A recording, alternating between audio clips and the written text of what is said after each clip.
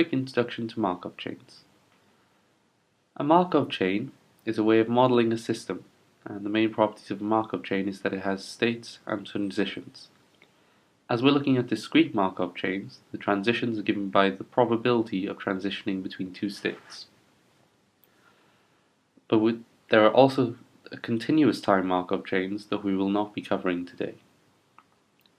Here is the Markov chain for a student in a lecture.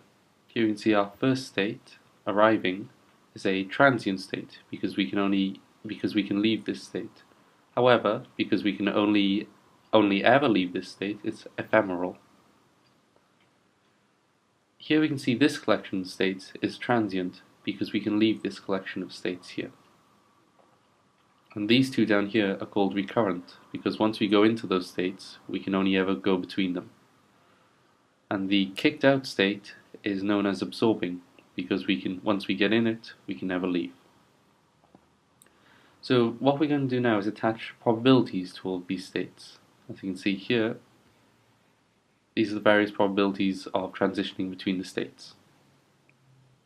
What we can do with these probabilities is take them and put them in a matrix.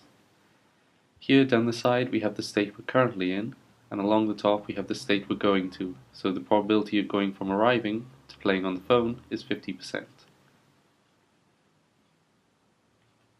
What we're interested in is how a system will behave after a number of time steps. So what we look at is the initial condition of the system, which in this case is known as pi naught. Here you can see in this matrix, this vector, each entry corresponds to a different state. So the first state is arriving, and in our example, everyone starts off by arriving. So what we do then is we times this initial vector by the transition matrix, and we can see after one time unit that everyone has gone into, 50% of people have gone into playing with their phone, and 50% of people are paying attention. We also get this nice recurrence relation here, where we can see that pi n is equal to pi naught times the transition matrix to the power of n. So with this we can model very easily what will happen after n time steps. And this is the system after 2 time steps. As you can see, most people are still in playing with their phone and paying attention. Some people have gone on to starting to write notes, and a very, very small percentage have been kicked out. Now if we look at the same system after 10 time units, after 100 time units, and then finally 1,000 time units. And as we can see, the difference between 100 and 1,000 is extremely small. We can use various tools to examine these systems, and I've chosen to use Sage. Sage is an open source math package, and as you can see we've got the Markov problem here. Here you can input the initial conditions. As you can see, we've got everyone arriving to begin with. And here we can use this slider to adjust the number of time steps. And this is what the state people end up in at the time step you put in. You can actually see the result if we go to 100 time steps. And as we increase it, see that not much is changing. Feel free to play around with different initial conditions, which hopefully you'll discover something interesting about students and lectures. This has been a very short introduction to Markov chains.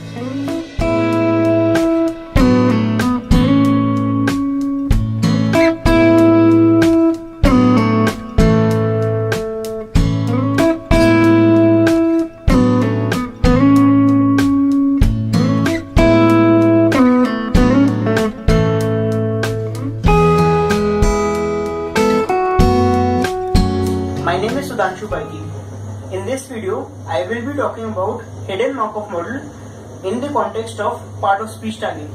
So, what do you mean by part of speech tagging? You are given a sentence or a sequence of words, and you need to have a pause or part of speech assignment to those words. So, let's see it with an example. Suppose you have a sentence, the blue can. So, a part of speech tagging for this sentence would be determiner for the, adjective for blue, and noun for can. So we need to come up with a method, or we need to build a system that will help us to tag our any sequence of words. So let's say that we have a system called pos tagger. What it accepts is nothing but a sequence of words, say w1, w2 till wn, and it emits a sequence of tags corresponding to words w1 to wn, and we need to model this system. A way to model this system is using hidden Markov model. So what is a hidden Markov model? We will look into it and come back to formulate our system. A hidden Markov model is nothing but a stochastic process in which a system is assumed to be a Markov process with unobservable states and observable outputs. In our case, unobservable states are nothing but pos tags, and observable outputs are nothing but the words that we see. So in brief, this is what a hidden Markov model is. So let's come back and formulate the system. Basically, we will use the notion of probability to formulate our system. Let's see how we do this. So we are given a sequence of words w1, w2 till wn, and we need to assign some tag t1, t2 till tn such that this probability is maximized for some order of t1, t2 till tn.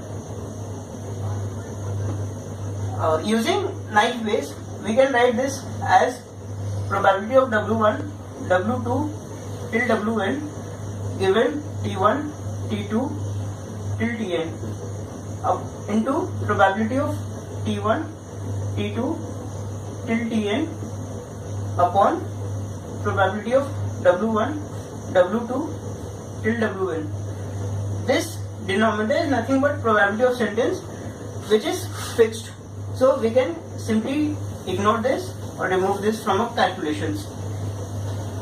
Now coming to the first part and expanding it a bit further. So this can be written by product rule of probability as probability of w1 given t1, t2 till tn times probability of w2 given w1, t1 till tn times probability of w3 given w2, w1, t1 till tn. This will go on till probability of wn given wn minus 1, wn minus 2 times t1, t2 till tn. Now, since we assume it to be a hidden Markov model, the probability of word that is being omitted solely depends on the tag that it is associated with. Over here, w2 solely depends on t2 and it doesn't depend on t1 or w1. So we can approximate this as probability of w1 given t1. Similarly, we can approximate this to be probability of w2 given t2, so on and so forth. So the first part of the equation reduces to nothing but product of probability of wy given ti for all I. So let's replace this in the first part of the equation.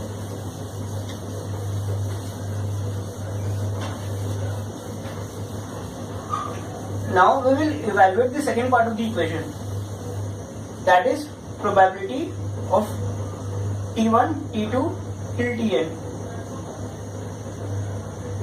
So this can again be written by product rule of probability as probability of t1 times probability of t2 given t1 times probability of t3 given t1, t2, so on and so forth for probability tn given tn minus 1, tn minus 2 till t1. Now, since we assume in hidden Markov model, since we assume a system to be a Markov process, so the future state of the system solely depends on the current state of the system and not its past state. So T3 from T2 you can only go to T3 and T3 will not be influenced by T1. So this can be approximated as P of T3 given T2. Similarly, this can be approximated as P of Tn given Tn minus 1. And P of T1 is nothing but probability that our system starts with T1. So we replace this in our original set of equation. So this turns out to be nothing but product of probability of Ti given Ti minus 1 into probability of T1. That's it. So in formally this is called nothing called but the emission probability, which is the probability that this tag will emit this word, and this is called the transition probability, which is the probability that you will transit from Ti minus 1 to T1. As you can see it over here, this is the emission probability and this is the transition probability. A way to solve this equation is by Viterbi algorithm, which you can use to have a part of speech assignment to a given sequence of words. That is all in this video. I would like to thank my friend Sanket, Dhruv and Sunny for helping me with this video. I hope you like the video.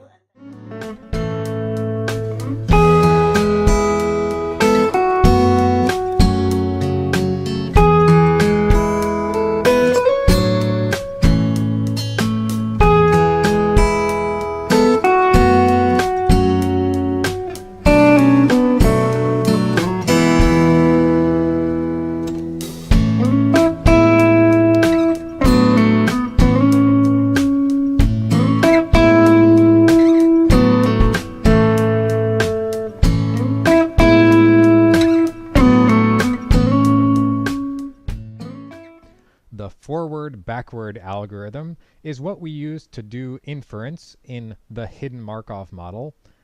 And the forward-backward algorithm is a perfect example of dynamic programming.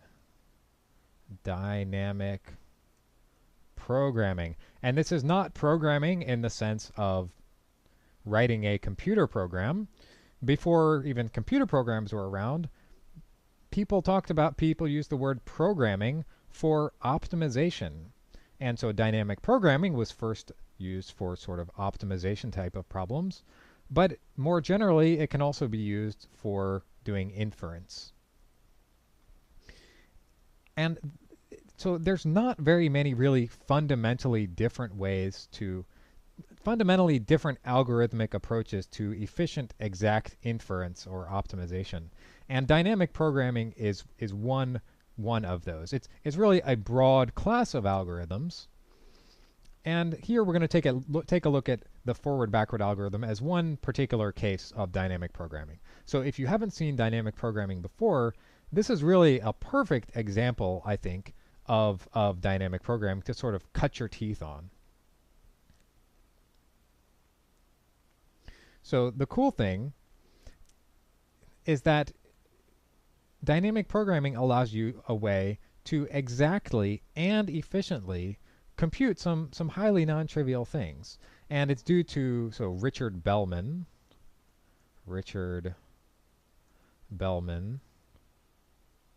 first used dynamic programming, period. So what is the forward-backward algorithm? Let's talk about the forward-backward algorithm.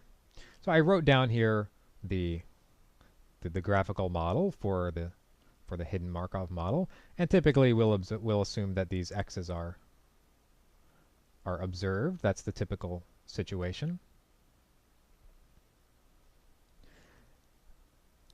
And we'll assume, so the forward-backward model assumes that we know the distributions, the emission probabilities. I called these, oops, switching colors on me. I called these the emission probabilities before. So we assume that those distributions are known. We'll assume that the transition probability distributions, or the transition matrix, is known. And we'll assume that the initial distribution is known. So assume these are all known.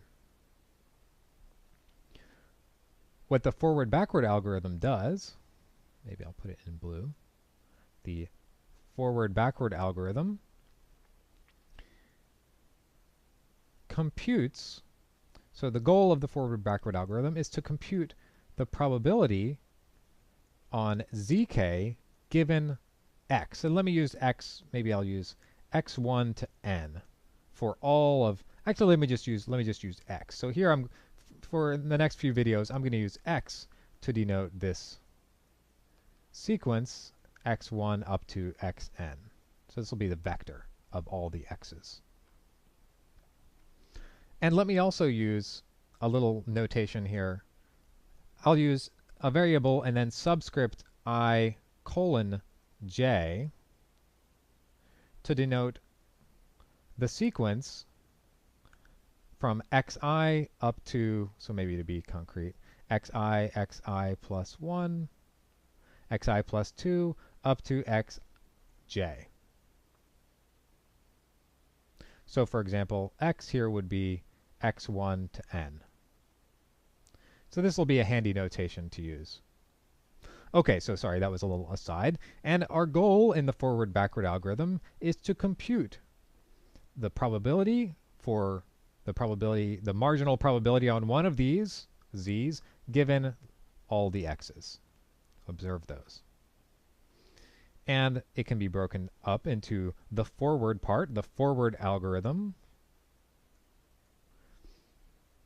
And in the forward algorithm, we compute the probability of zk, make that a little clearer, zk, the joint distribution on zk and x1 through xk, so I'm using this convention here, for all k from 1 to n. So we're going to compute these joint distributions. So it's the distribution on, say, z3 and x1, 2, and 3. And we're not conditioning here. And then the backward algorithm, we're going to compute. So the forward-backward algorithm breaks up into the forward part and the backward part. And the backward part is compute the joint distribution of xk plus 1 through n, and given, rather, zk for all k from 1 to n. And of course for all the possible values of zk as well. So here, just to be clear here, when I write xk plus 1 colon n, I'm using our convention, and it's xk plus 1, xk plus 2, xk plus 3, up to xn. So this is just notation here.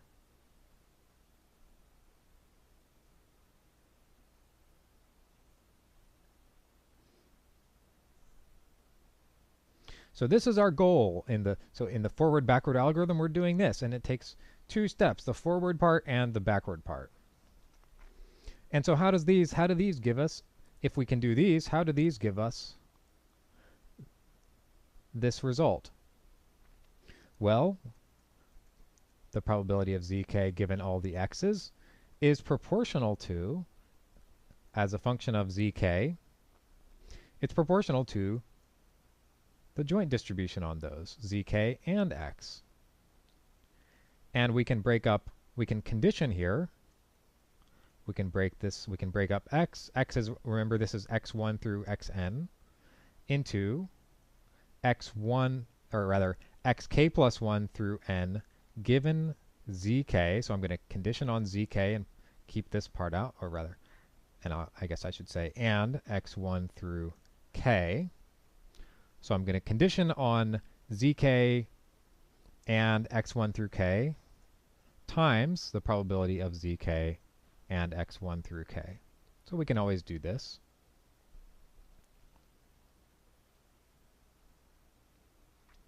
And now let's look at this. So let's look at this part here.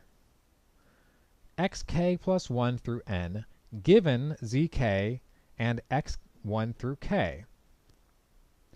So I claim that So let's look at the diagram here. Let's say k is I don't know, k is 2, say. So I claim that this is conditionally independent of this given this. So let's take a look at why that's the case. So xk plus 1, so that would be xk plus 1 would be all of these guys here, right? If k was 2, if k was 2, xk plus 1 would be all of those. Zk would be this guy, and these are x1 through xk. And I claim, so let's check this. So let's uncondition these. Oh my gosh, what happened? I guess I made that too dark. Okay, so we're going to condition on, I guess I can't uncondition those. Imagine that these we have unconditioned on these x's, and we're going to condition, maybe I'll use a slightly different color for conditioning. We're going to condition on zk. So I claim that these are conditionally independent of these given this guy. So if I condition on this guy, and maybe I'll use like green or something, some dark green for, or it's not really green, some dark green for conditioning now. If I condition on this guy, so let's think about what the d-separation property tells us. So for these to be if these were d-separated with, given this guy, then they would be conditionally independent. So are they d-separated? Well, for them to be d-separated, every path from here to here needs to be blocked. And so is every path from here to here blocked? Well, let's see. So this is a tail here. This is a tail here. And so since this guy is conditioned on, these are blocked at the tails, and so every path, right, I mean every path would of course have to go through here, and those are all blocked. So yes, so they are d-separated, and therefore these are conditionally independent of these given z2. So therefore we can get rid of this part. Therefore this just becomes this.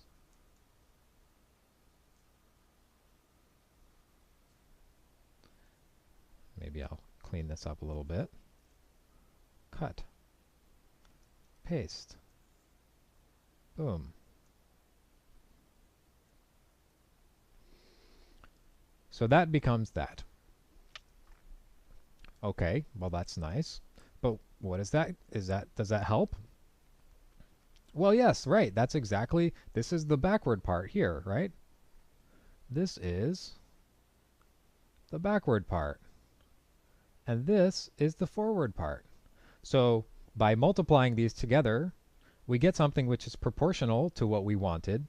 And since this is just over a finite set, it's easy to normalize. We can just sum over that finite set, get the normalizing constant, and we can get this distribution. So the key thing to getting this posterior distribution on the z's given the x's is doing these forward and backward steps. And once you have your hands on these guys, it turns out that you can do pretty much whatever you want. Pretty much arbitrary inference. Let me give you a couple examples just to illustrate what you can do. So once you have that, what you can do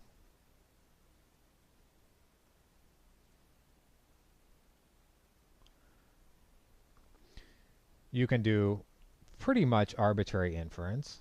For example, you could compute the probability of that zk is not equal to zk plus 1 for any given k. So sort of like change detection. One type of thing. Another example would be, well, I'll just give you that one example. I think you can probably see. So this is one example of inference, and there's tons of other things. I mean, pretty much anything, that you want to compute about the z's given the x's, you can do. You can estimate the parameters of your HMM, And by the parameters, of course, I just mean these guys, right? The transition probabilities, the T matrix, the transition matrix, the emission probabilities. If the emission probabilities are, you choose some parameterized distributions, maybe they're Gaussian, so you would need to estimate the mean and variance for the Gaussians for each zk. And usually you don't have to estimate. Usually the initial distribution doesn't really matter too much, but you might want to estimate that also, I guess. And so you can estimate those parameters. And this is done using the Baum-Welch algorithm, which couples the forward-backward algorithm with expectation maximization. So we haven't talked about what expectation maximization is, but we'll talk about that a little later.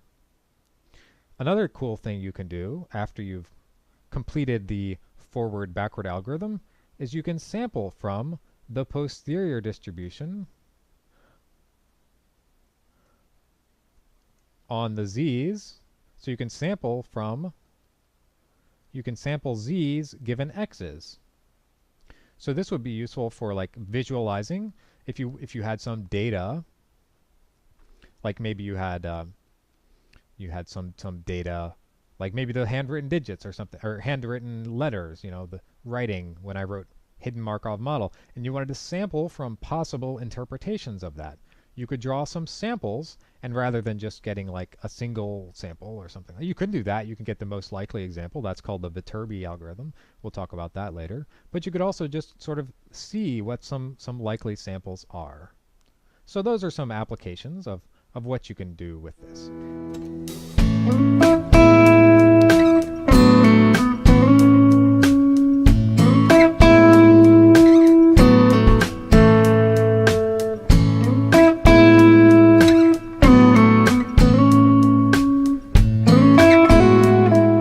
We are now ready to present the algorithm for solving the decoding problem that was developed by Andrew Viterbi 4 decades ago. To implement the dynamic programming for decoding problem, we introduced the variable scorer ki, which corresponds to the maximum product weight among all passes from source to node ki, or the node corresponding to state k and located in the ith column of the graph. Let's consider all predecessors of this node corresponding to all possible states, and obviously scorer at the nodes ki equal to maximum through all possible states L of scorers in the previous column multiplied by the weight of the edge from the node in the previous column, node L, to the node k in the column I, which is, in other words, is maximum through all states scorer in the previous column multiplied by the weight of the edge L k I minus 1.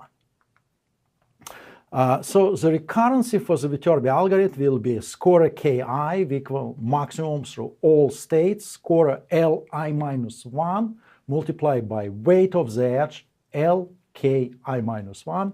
The initialization, of course, is scorer at the source equal 1, and the maximum product weight over all passes from source to sink is computed at the nodes sink, in which a scorer of sink will be maximum through all states of the scorers in the last column of the Manhattan.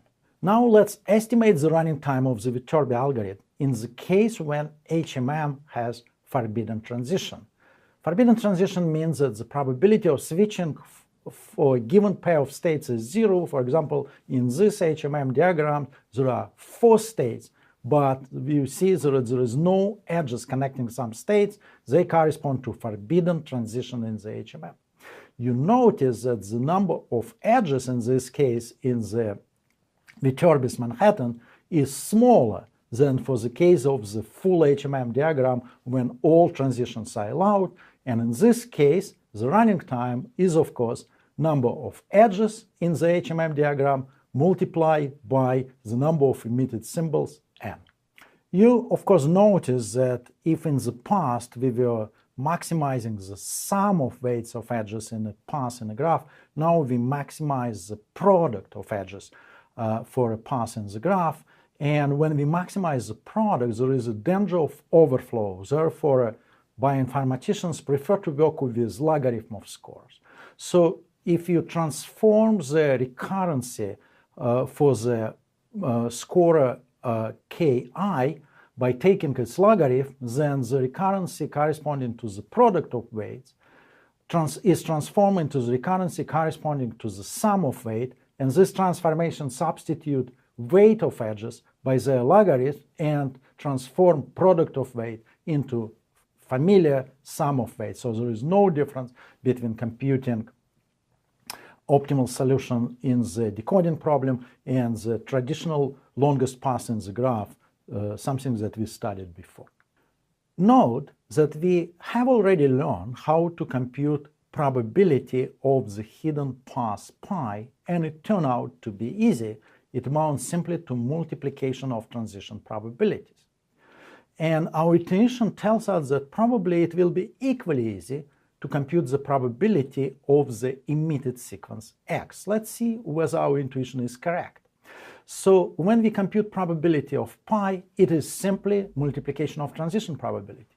But when we compute probability of x, it's the sum through all possible passes pi of probabilities of x pi, and it is not clear how to compute this sum. Note that probability of x is sum of through all possible hidden passes pi of the product weights of pi. And compare it with the score at sync in our Viterbi Manhattan, which is maximum through all possible passes pi of the product weight of pi's. These two expressions look extremely similar. Let's try to see whether we can explore this similarity to come up with an algorithm for computing probability of the emitted sequence x. So to find out what is the most likely outcome of an HMM, we first need to solve the following outcome likelihood problem. Find the probability that an HMM emits a given string. The input is a string x emitted by an HMM, and the output is the probability that the HMM emits this string. And since you already saw the similarity between computing probability of x and Viterbi algorithm, let's try to figure out whether we can solve the outcome likelihood problem by changing a single symbol in the Viterbi recurrency. So let's try to modify Viterbi algorithm and introduce a variable forward ki, which is total product weight of all passes to the node ki. Here are all predecessors of node k, and therefore forward ki equals to the sum through all possible states of the values forward li-1 in the previous column multiplied by the weight of the edge from the previous column to node k, which is simply sum through all state al forward li-1 multiplied by the weight of the edge lki minus 1. And the only difference between this recurrency for forward ki and scorer ki is the change of maximum into the sum.